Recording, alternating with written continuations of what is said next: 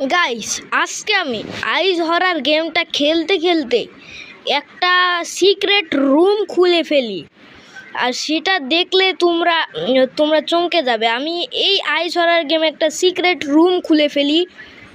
তো তো তো তোমরা দেখো আমি কি করে এই সিক্রেট রুমটা খুলি।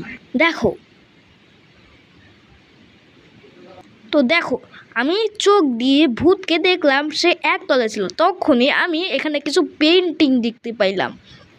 তারপর আমি কি করলাম, পেন্টিংগুলোকে একটার পর একটা করতে থাকলাম, মানে এই পেন্টিংগুলোকে বাঁকা করতে থাকলাম, কারণ আমি জানি না পেন্টিং দিয়ে কী করে। কিন্তু তখনই আলমারিটা একা একা সরে গেল আর একটা দরজা চলে গেল। আর আমি সেই ঘরের মধ্যে ঢুকে পড়ি।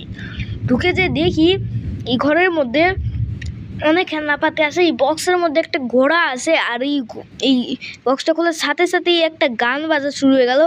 আর দেয়ালের এখানে দুটো মেয়ের ছায়া দেখে গেল, লাইট পিক পিক করছে।